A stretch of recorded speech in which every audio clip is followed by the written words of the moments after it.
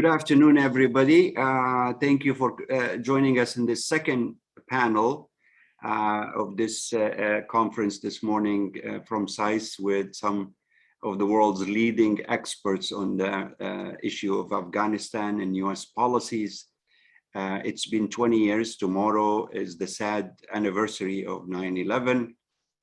Most of us remember that day very clearly, although I'm told that the average age of SAIS students is now about 26 years old. So many of you,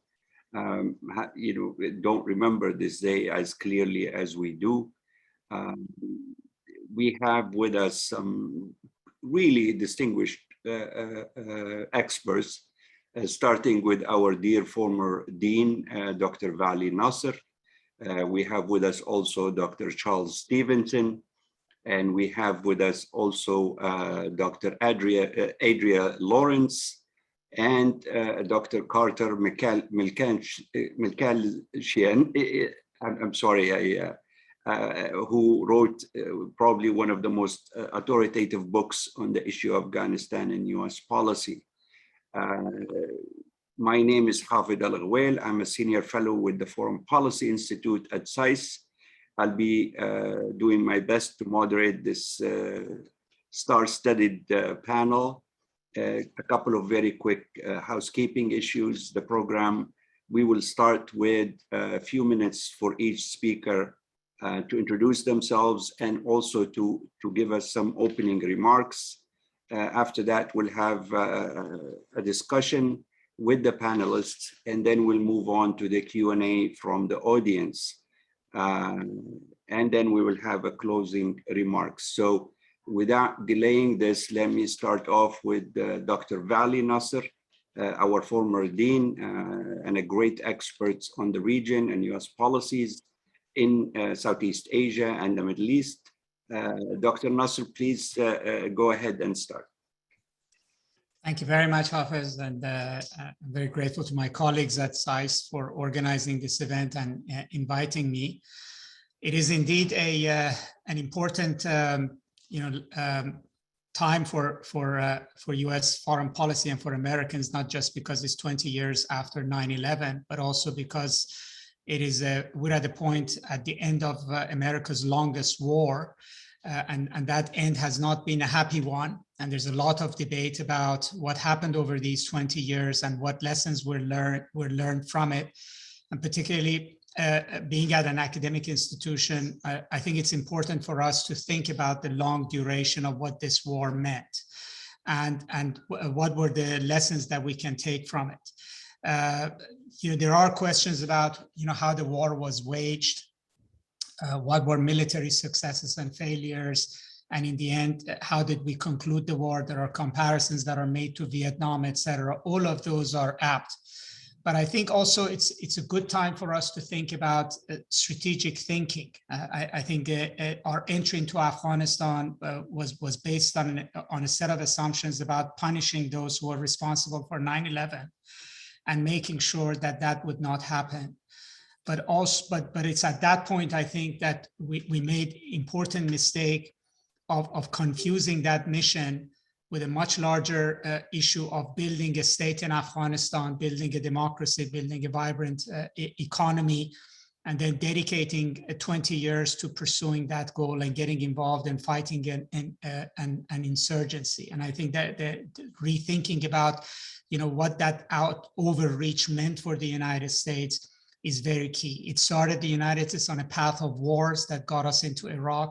It took our eyes off of China, that allowed the rise of China in a significant way.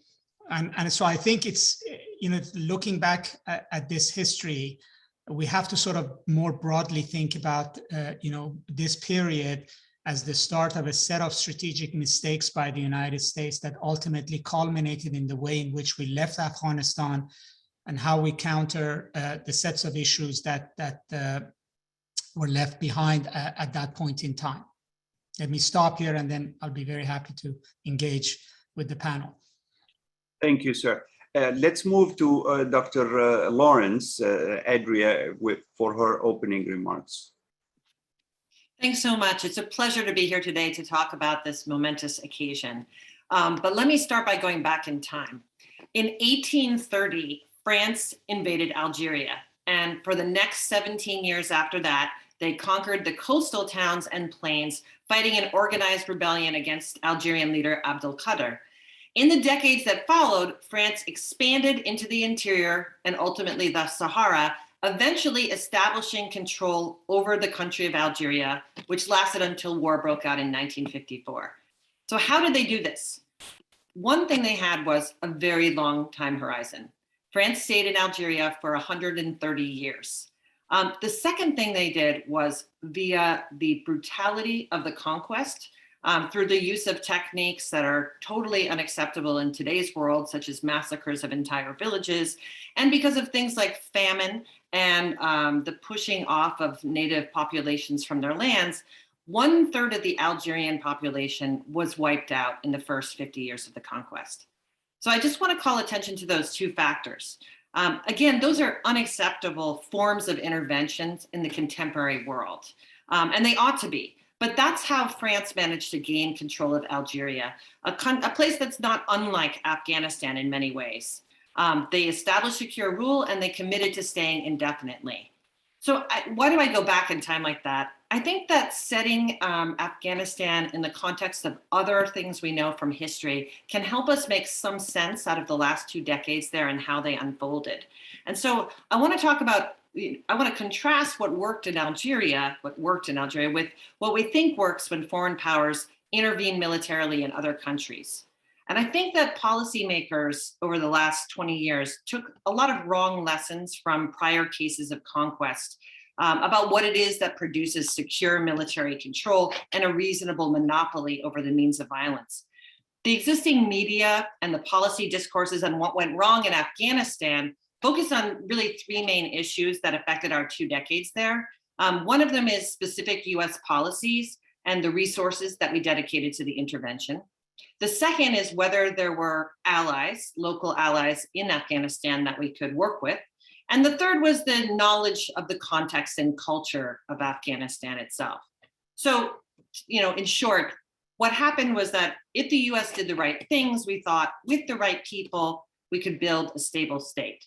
US policy could have been successful if we'd done those things, whether it was to help the Afghanistan government or to even leave the country.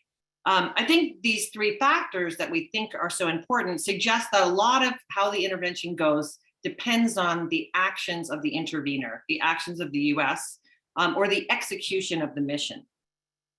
This kind of thinking has led to what Philip Gordon in his book, Losing the Long Game, said, a lot of if-onlys. If only the Afghanistan government had been more competent and more willing to establish security, if only the US had sent more or fewer troops at a certain time, if only the US hadn't gone into Iraq. We hear these hypothetical statements throughout the occupation, and we've been hearing a whole bunch of them about the exit as well, a whole bunch of if-onlys.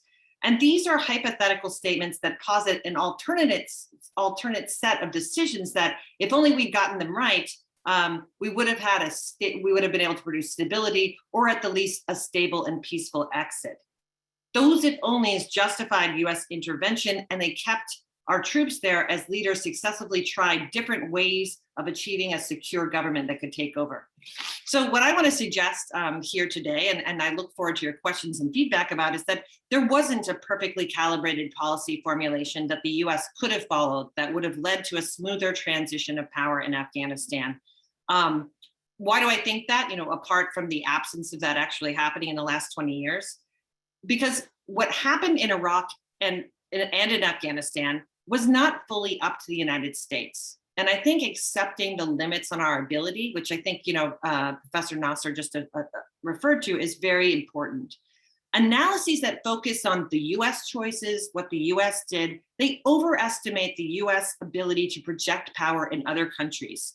Massive military might doesn't easily produce security outside of our borders unless you're willing to do the kinds of dramatic and drastic things that the French did, to wipe out much of the population and to commit to staying indefinitely. Military might doesn't equal power projection. And so a lot of these factors that we think were so important, I don't think they were going to work there. And I think the reason they weren't going to work, and missing from a lot of our conversations about what happened in Afghanistan, is a consideration of the domestic politics within the country of Afghanistan. And I think the agency of domestic actors has been neglected by the pro-intervention foreign policy elite that assumes that US military might can be used effectively to project power in other countries. When we talk about the Afghan context, we discuss it in very general terms, such as claims about whether the population is receptive or ready for good government. And those who support the decision of the administration to leave Afghanistan see it as an ungovernable place, while others have argued throughout the past decades that it is governable, and if we only do the right things, we will be able to achieve a friendly and stable government.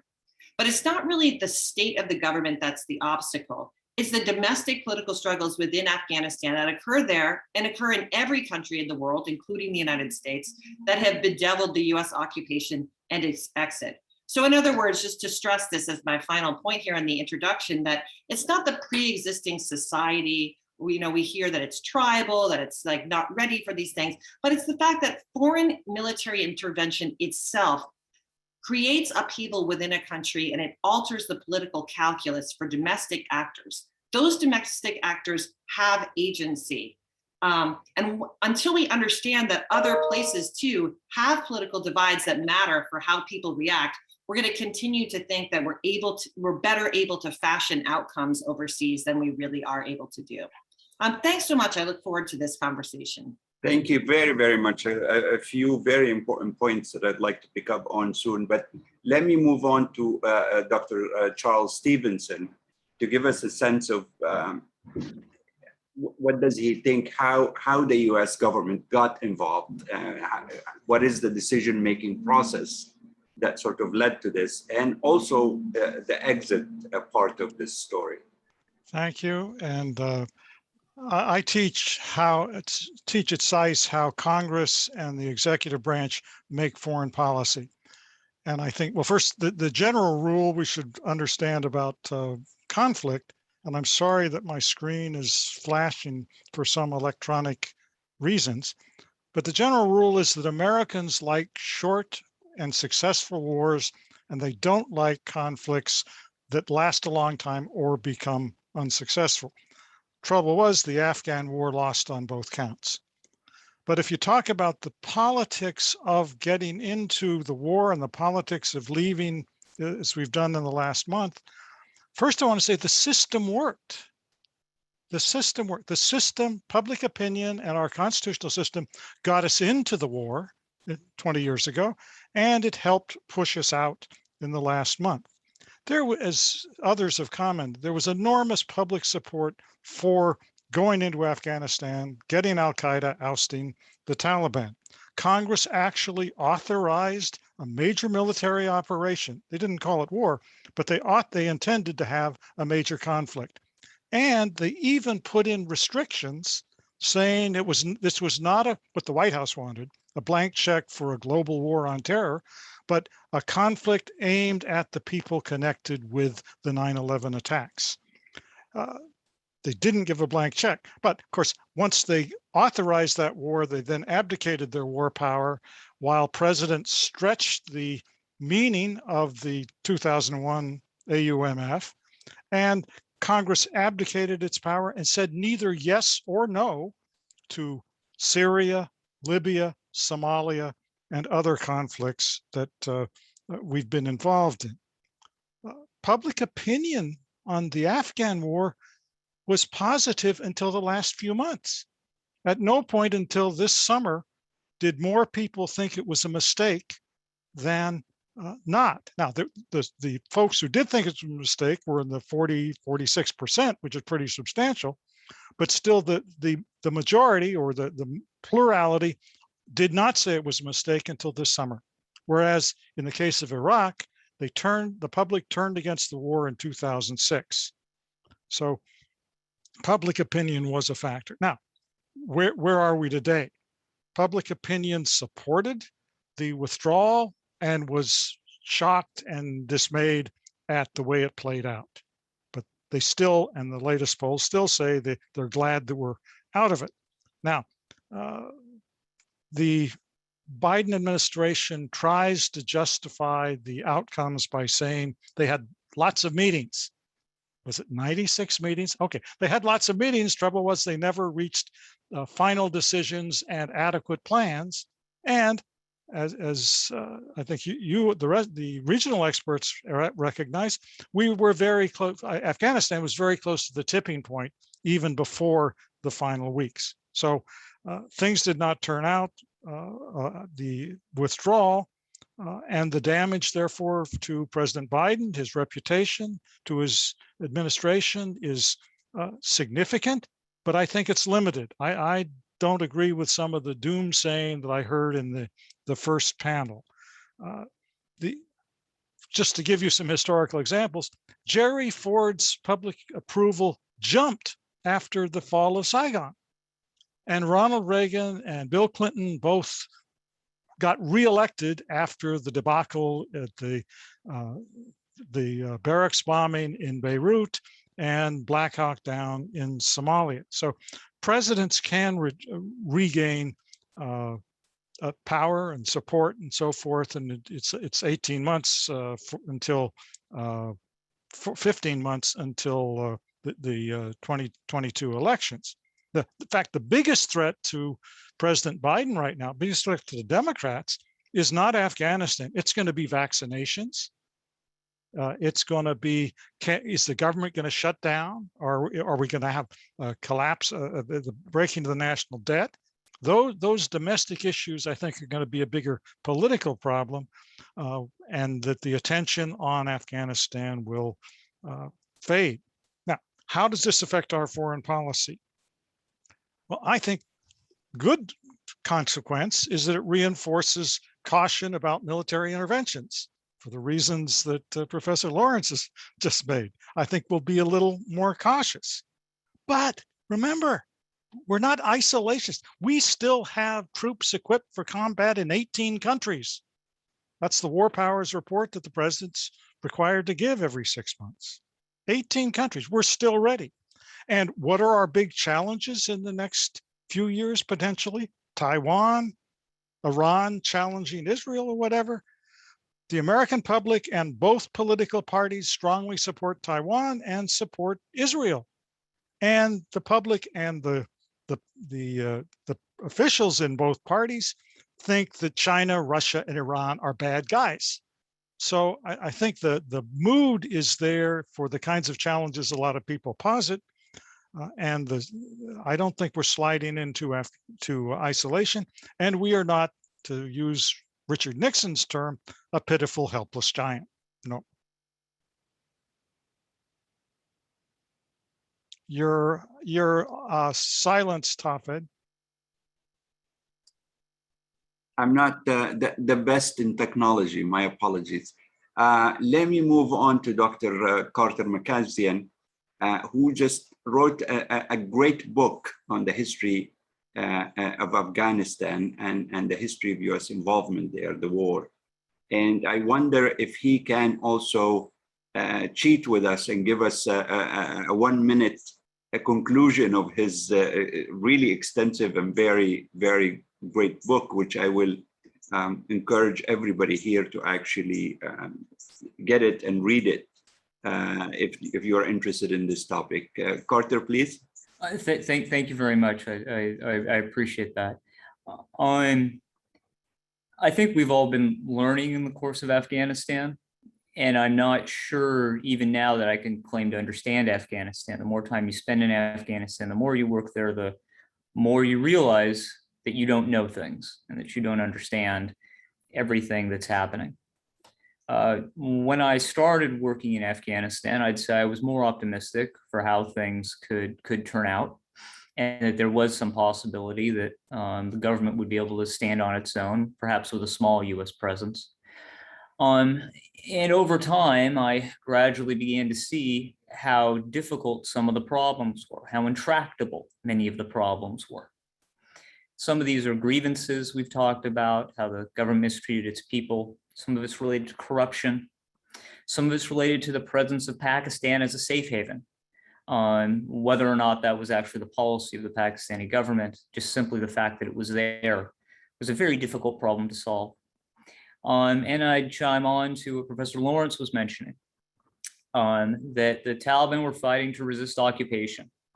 And we, whether we like it or not, were occupiers. And it's much harder for a government to inspire its soldiers to fight alongside occupiers, especially when those occupiers are from a different religion, than it is for an insurgent movement like the Taliban to mobilize its supporters. What these problems have in common is that they're all intractable. They're all very difficult to solve.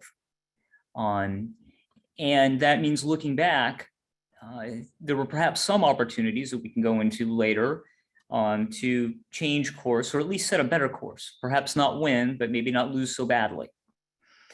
Maybe there were some opportunities in that regard, but overall, it looks like it was always going to be extremely difficult to succeed and perhaps set to lose, which then raises the question, well, why didn't we leave earlier? Why didn't we get out? Why didn't we just walk away? And I think that it's tempting to say we just should have walked away. But as a historian, I think that also misses some of the context that was occurring at the time. The very visceral, deep feelings of threat against the United States, either a threat of terrorism or a fear of terrorism.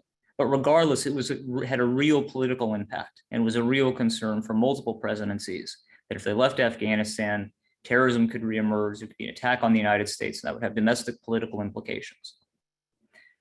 So I think it took time for that era of fear to go away. We thought it had left when President Obama managed to kill Osama bin Laden, but then the Islamic State returned or emerged and created new threats. And it took some time to defeat that. But as that was happening, China rose as a threat. We have new domestic political concerns of our own, economic concerns to deal with. And then, of course, there's the pandemic. And all of that shifts the historical context such that it took time to get out of Afghanistan. And that kind of sets that's the tragedy of this war. It appears as if it's a war that was very difficult to succeed and rather difficult to get out of, which makes it look less like something we could have easily changed and more like a trial to have been endured. And that's probably important too, to go to Professor Nasr's point, that we need to be very sober about the limitations of our power and what can be done and what can be changed. And that power relates to both getting into a conflict and succeeding and getting out. But when I say that, and I say it's hard to get, I'm not trying to absolve US leaders, decision-making military leaders and others of blame. Just because a war may have been impossible to win doesn't mean that things weren't done that were wrong within it. My lie is still bad, regardless of whether Vietnam was impossible or possible to win. So we still have to have that level of introspection. I was talking to a friend from Afghanistan about 2 years ago, and he was someone who lived in Kabul, someone associated with civil society, someone who's educated. And we were talking about a peace settlement and how we should try to press towards a peace settlement in Afghanistan. It's something I've been supporting for a while, and he liked the idea too. But he said, well, Calder, why don't you guys just give the Taliban a chance? And I gave various reasons as to why that wouldn't be a good idea. And he said, Calder, thousands of Afghans are dying every month. Why do thousands of Afghans have to die every month just because 3,000 Americans, nearly 3,000 Americans died on 9/11? Why can't you just give the Taliban a chance and see what happens? What's the risk? What goes wrong? That conversation always stuck with me about how righteous it was to stay in Afghanistan and how much cost we were inflicting upon the Afghan people for our own security. Now I guess we'll see and see what will happen. Anyways, thank you. Thank you all. And I don't want to use a lot of time before we go on to the questions of the students, which is they're quite important. But let me start off by sort of focusing on the question of this panel, and that is, how do we move on? Getting out of Afghanistan is definitely doesn't mean that the war has ended or that the story has ended there.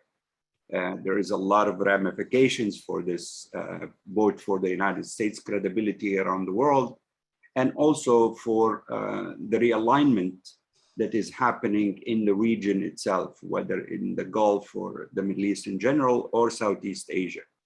So I would like to pick your brains on how does this story, especially how the United States pulled out of Afghanistan, is going to impact you as credibility around the world and the ability of allies to rely on the US moving forward. And then I will also ask your thoughts on how do you see now the impact of this, or what will develop for the major regional and global powers that are involved, or they will probably try to fill the void here. We have China, we have Russia, we have Pakistan, Iran, of course, is a very key issue. And there, to a lesser extent, other places like Turkey, for example. So let me start by Dr. Vali Nasr, who has this sort of global and also regional expertise to share with us his thoughts, please. Thank you, and thanks to my colleagues for very thought-provoking set of questions, which I fully agree with. And I want to, so it goes to the heart of your question, Hafed. I mean, partly, I think that part of the problem, in my view, is that we're having multiple debates in the United States that are conflating different set of sentiments and are not all based on the right set of facts. And if we're going to learn the right lesson and we're going to communicate with allies, et cetera, about the meaning of this moment, it's very important for us to have clarity. I think in the conversations we're having a conflation of frustration with the way in which literally the last phase of this evacuation happened, and the mess that we saw around Kabul and the collapse of the order with the entire 20-year experience.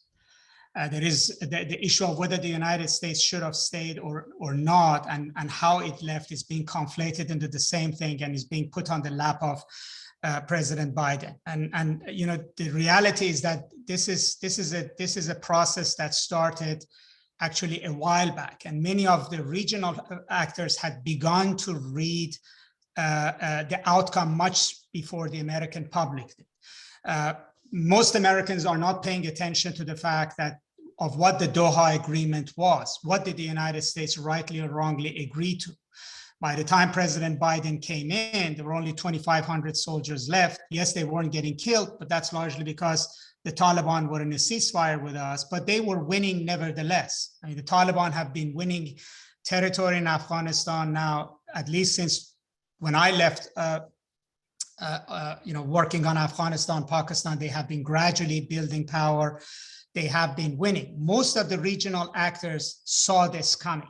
I mean, I remember I heard multiple times from different people around the region, the minute that the Doha Agreement happened, that the United States has handed over the country to the Taliban. The US didn't ask for a transitional government at the beginning, didn't bring the Afghan military to the table as a combatant force, didn't ask for keeping a residual force in Afghanistan. All of these things were already the region saw. Maybe they were shocked with how quickly the Taliban took over, but I think they have been prepared for this moment. So the credibility, I think the United States is not about the departure. I think the credibility of the United States is about pursuing a long-term strategy that it was not able to actually fulfill, right? I mean, there's a scenario like Adria mentioned, that you basically kill as many people as you can, and you do whatever scorched earth policy to assert yourself, which the United States wouldn't do. But the United States followed a policy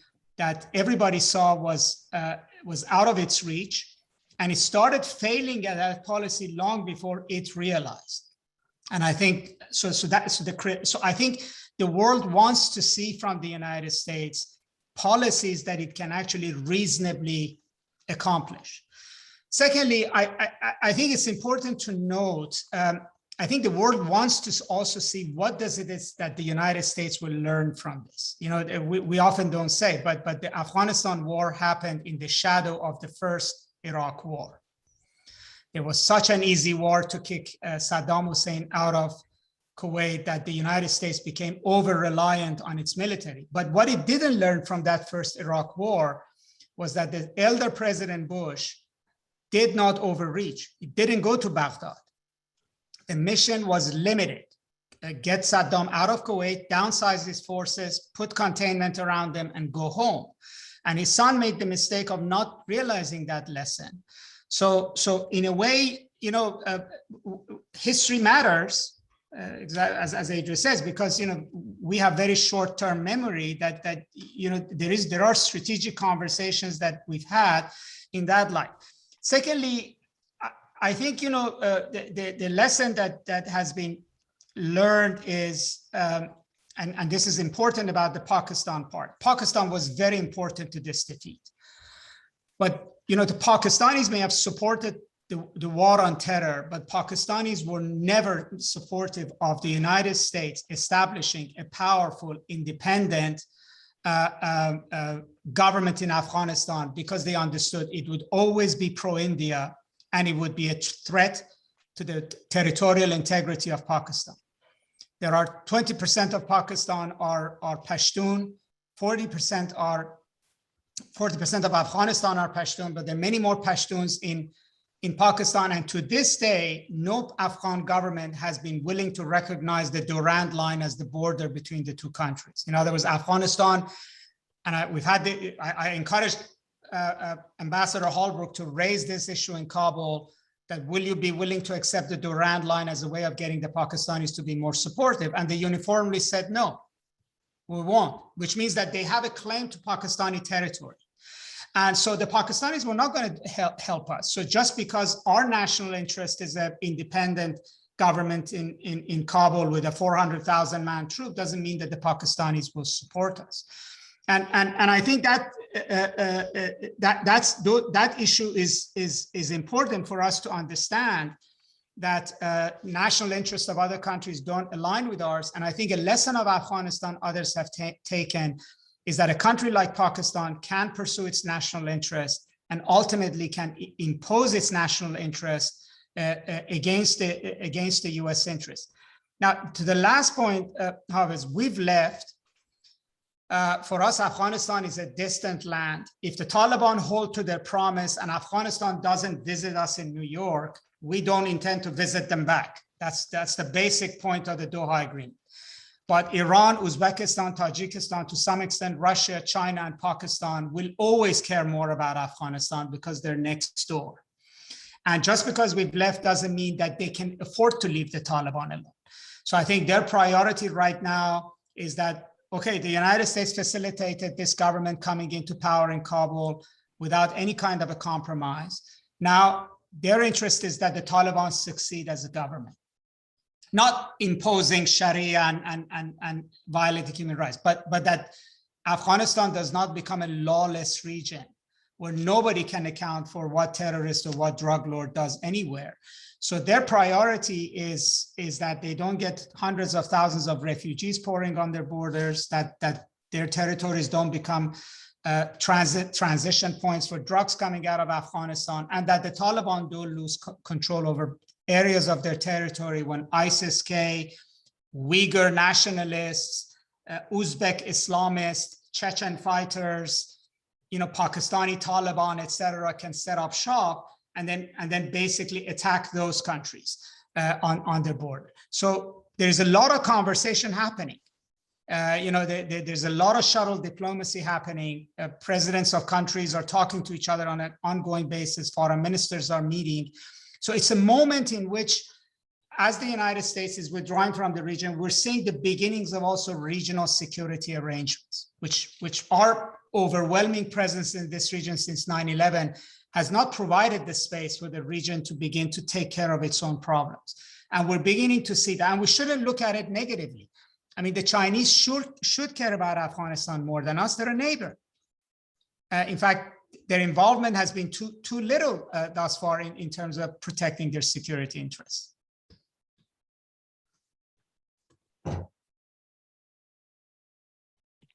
You're on mute.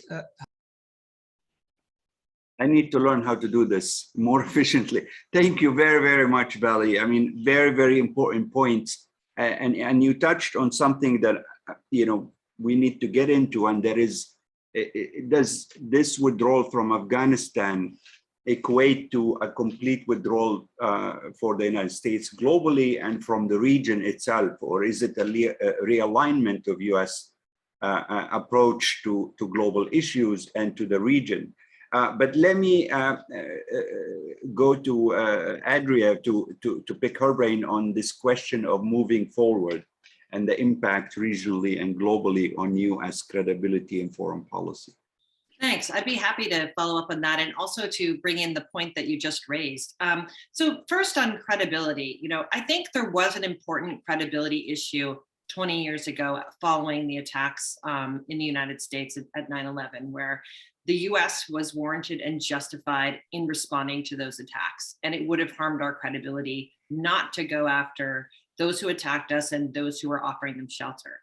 But as to the question that's being raised recently about whether our credibility has been damaged because we've left Afghanistan, I think it's important to just keep in mind that Afghanistan is not, apart from our counterterrorism imperatives, is not strategically important to the United States. So I think, we've heard throughout history fears that US credibility will be damaged when we left Vietnam, other points in time. But for those places where we have a strong strategic interest, like Europe and other parts of the Middle East, I don't think that our credibility will be damaged because the strategic situation is very different and everyone understands that.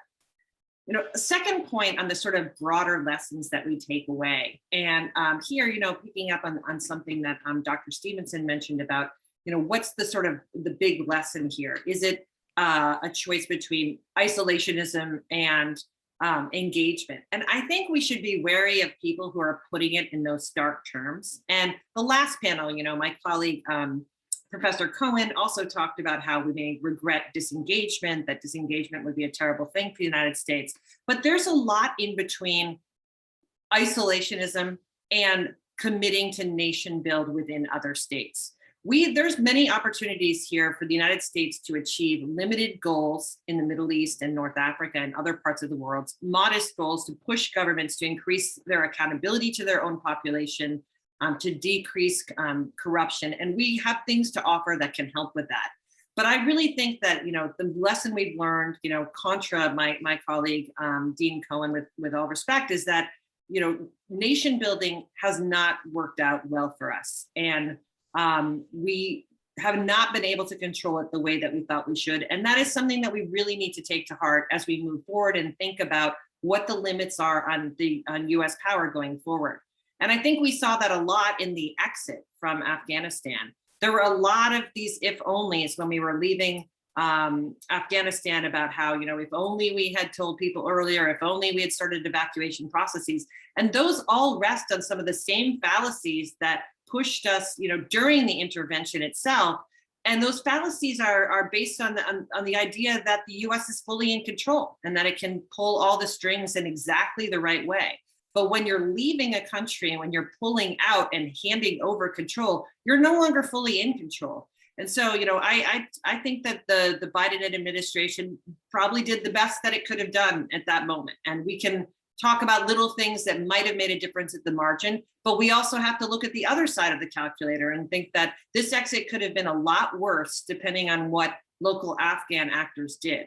So if the Taliban had tried to, had wanted to make it a lot worse than they could have, because an exit situation is a situation in which the United States is not fully in control.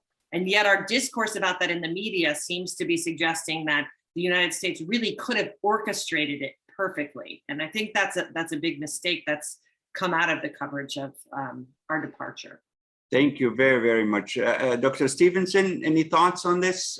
Well, I think the big credibility issue that the media seems to cover is what about our NATO allies who came in with us and now suddenly we're pulling out, we're not consulting with them, et cetera. Well, I think if you look at President Biden's dilemma, it was, okay, there's a deal that's been signed and we're now down to only 2,500 troops. What do I do?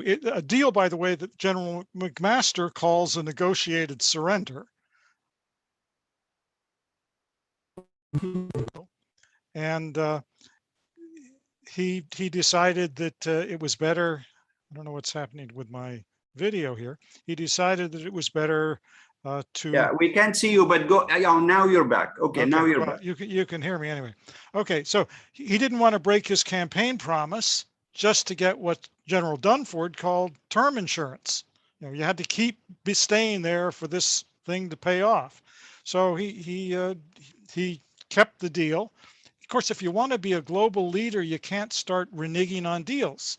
And we did. So our reputation is not perfect. We reneged on the deal with North Korea in the 1990s. And of course, President Trump pulled us out of the Iran nuclear deal. So I guess Biden made the a tough choice. Do we stay and challenge the Taliban to fight us, or do we follow through and get out and try to do it in a reasonable way? Of course, they stumbled for the reasons that Professor Lawrence mentioned. Thank you. Carter, any thoughts before we move to the questions from the audience? I'll be really brief. President Biden makes a very compelling case that the United States has few interests in Afghanistan, if any interest in Afghanistan. The fact that we've left means that the terrorist interest is also less than it used to be. So with those things in mind, we should be very careful about handing more resources, how much more investment, how much more decision maker time we want to invest in Afghanistan versus simply let the region handle the country. We need to be circumspect about what our interests are and respectful of how much time we actually have and resources we have. Thank you. First question I have here is basically the question argues that in the last 20 years, there's a whole new generation in Afghanistan that grew up in a whole different, more westernized environment, an environment in which a great deal of freedoms, a great deal of liberties were available. So the student is asking, do you see this new generation that has grown up in the last 20 years mounting an anti-Taliban resistance movements moving forward? Let me turn to Carter, who's been covering Taliban Afghanistan closely on. So I know a great deal of those youth. I know a great deal of them in Kabul. I've met some extremely inspiring women. In particular, I've met other folks who are working hard to make a difference. And the free press in Afghanistan, or the formerly free press, was always doing fantastic work. But we can't forget that the other youth in Afghanistan are also with the Taliban. You're going to be hard pressed to find all that many Taliban that are beyond 40 years of age. The youth that we've seen in the cities were not the youth out in the countryside fighting. They were the youth that were well in the cities. It was easy to fly above Kabul or drive through Kabul and be impressed at its vast size and the number of people there and think, how can a Taliban that only have 60,000 or 75,000, or well, literally probably something more like 100,000, how could they take this vast city? How could they have the artillery and other capabilities to do it? But that was forgetting that many people in the city may not have been the kind of people inclined to fight.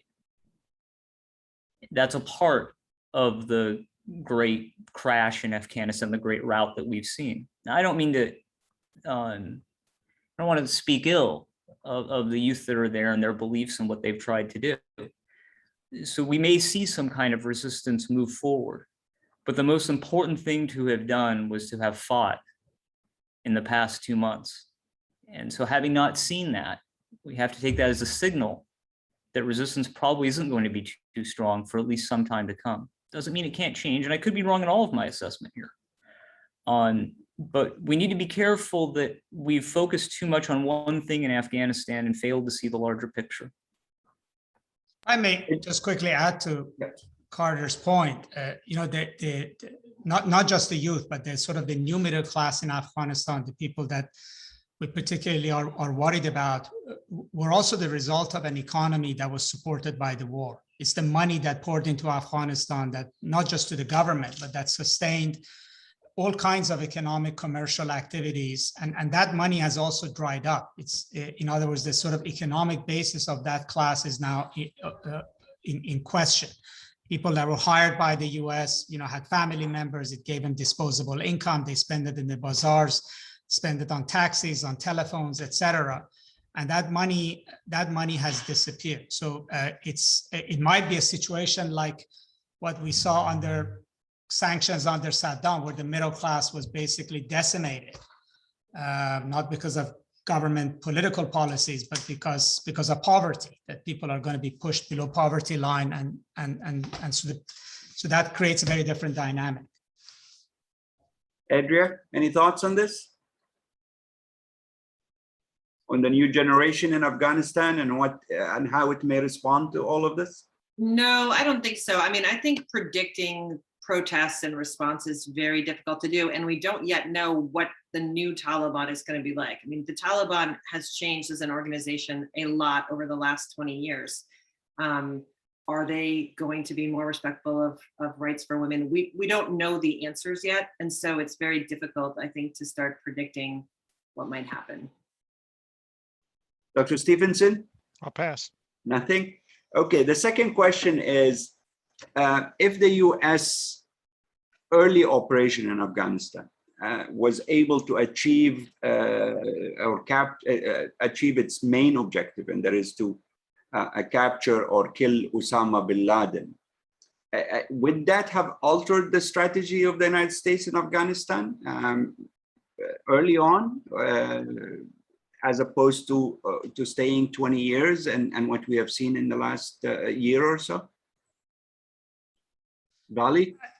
I think there was a certain degree of hubris there. It was not about, it was not just about killing bin Laden and decimating the Taliban. I mean, US had a sort of a view that it could change history, and I think it made some key mistakes early on. For instance, when the Bonn Agreement happened, there was no, the vanquished was not represented, nor were the Pakistanis represented.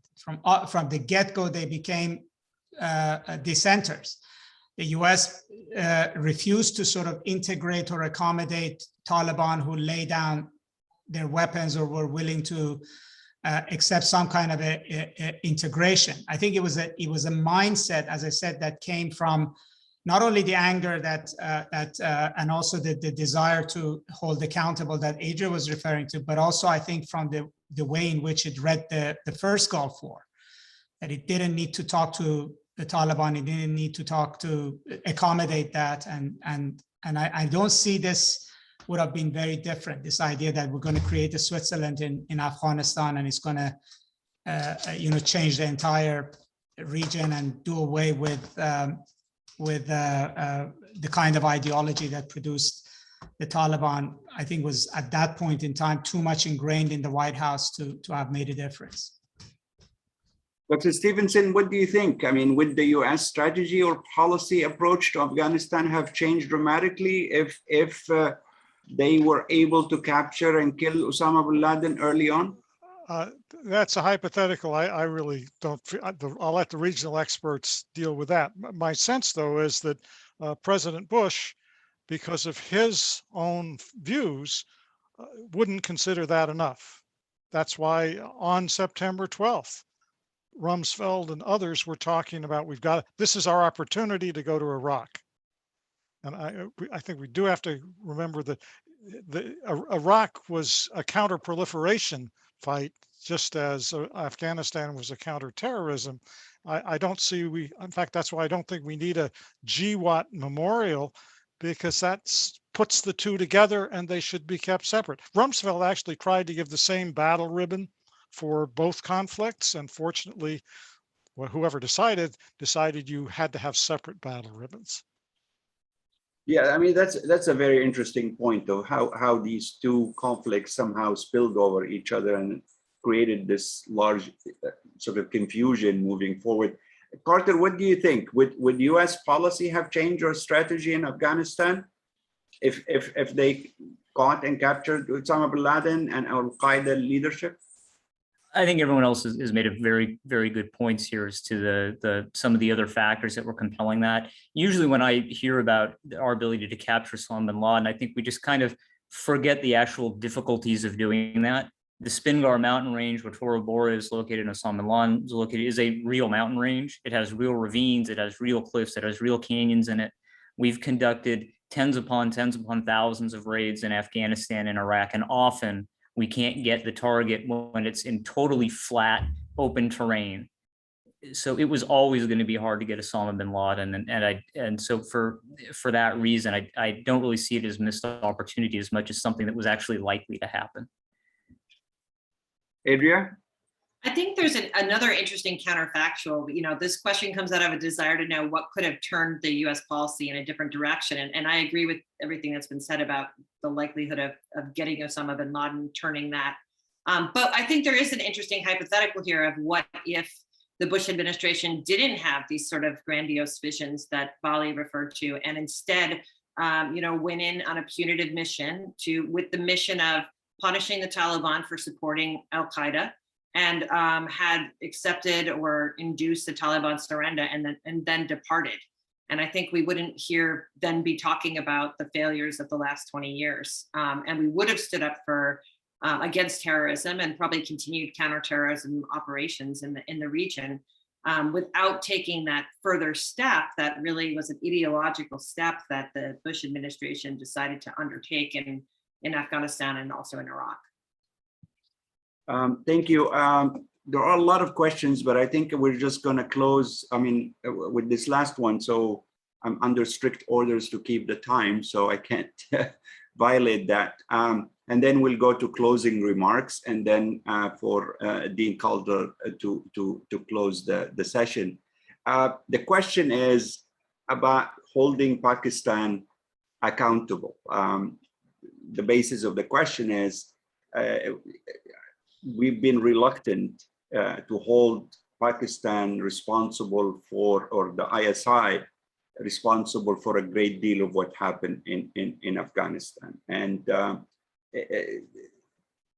is it now time to do that? Or are we going to continue to rely on them as sort of a gatekeeper or for Afghanistan for us? Vali, what do you think? Look, there's no question that the Pakistanis were not on the same side with us as us, but again, we're not honest with the facts. One is that we relied on Pakistan for fighting in Afghanistan.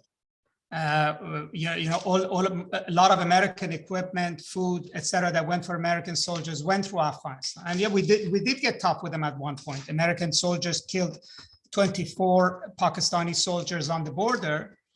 And the Pakistanis said, fine, we'll close the border. You can supply your troops from somewhere else.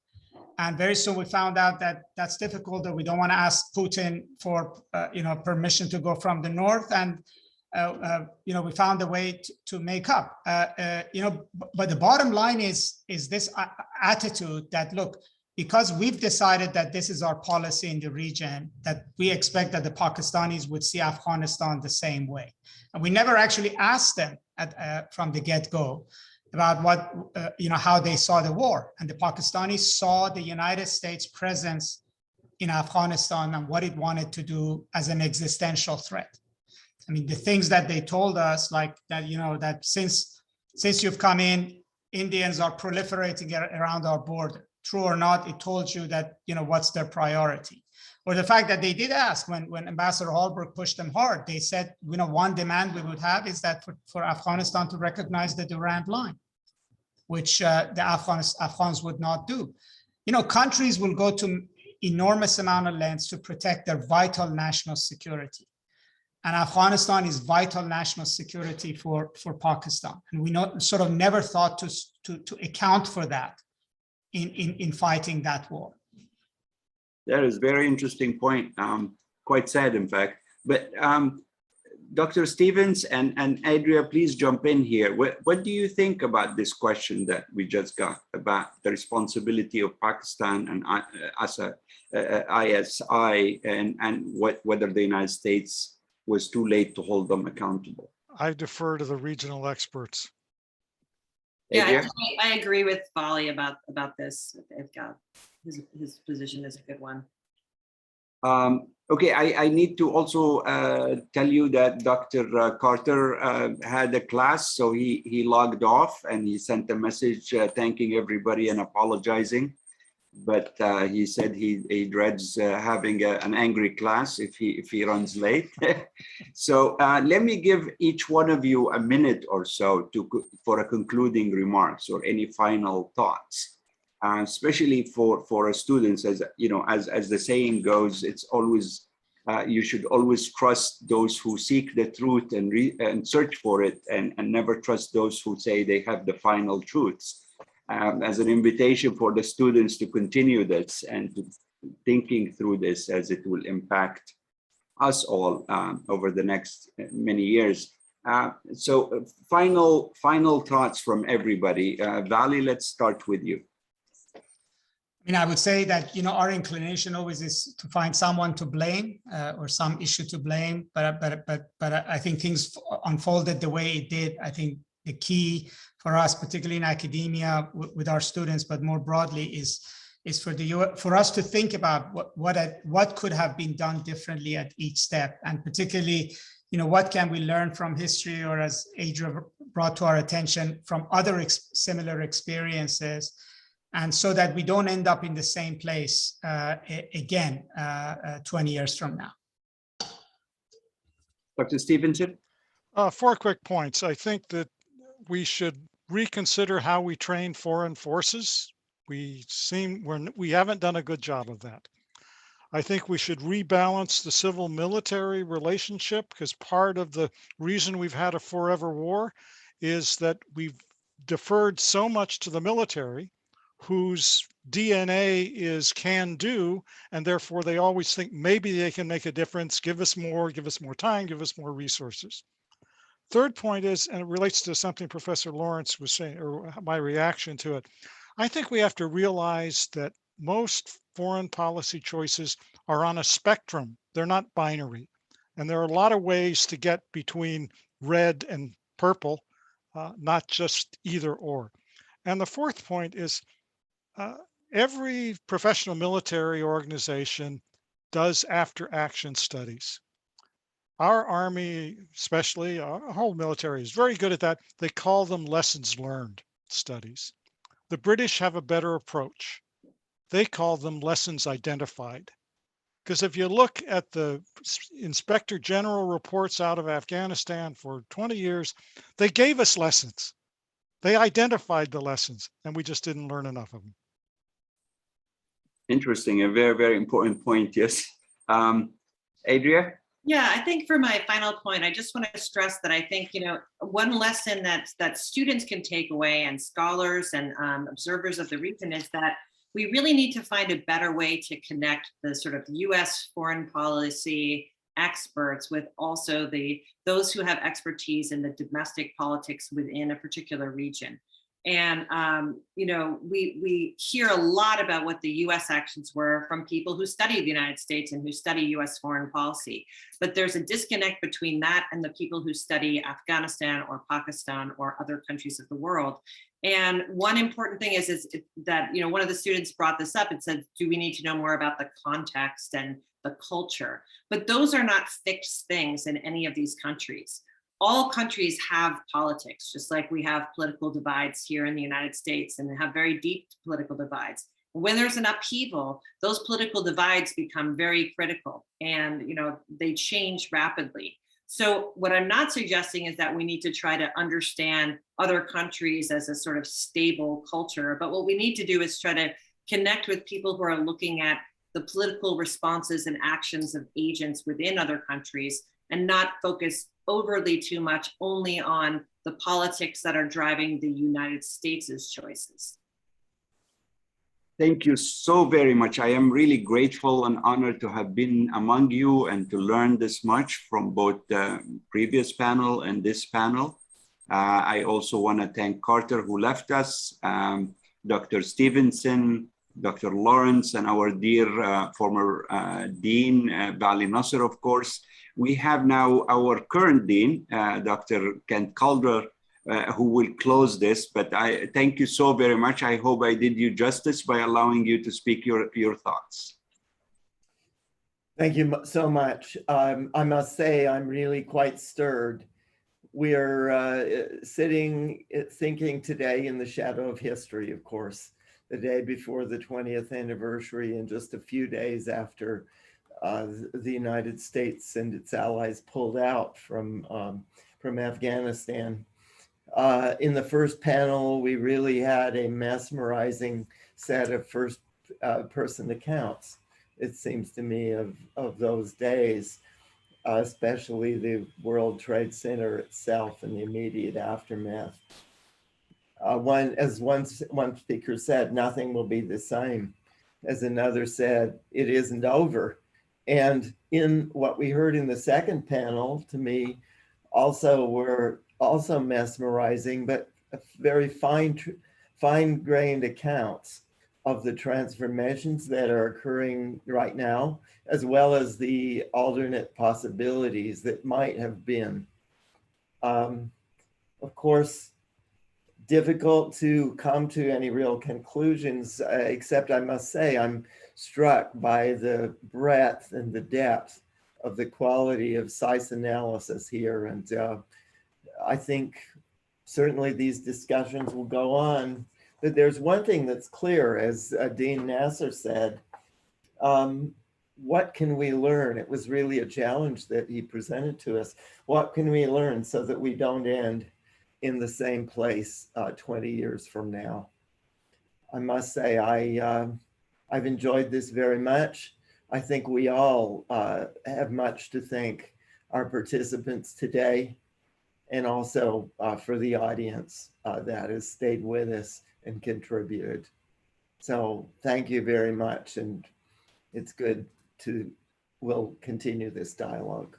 Thank you. I just want to add my sincere thanks for the SAIS events team and the IT team who have put this complicated process together. They have been excellent and professional, and they deserve all of our thanks and recognition. Thank you all very, very much. Have a great weekend and lovely to see you. Thanks.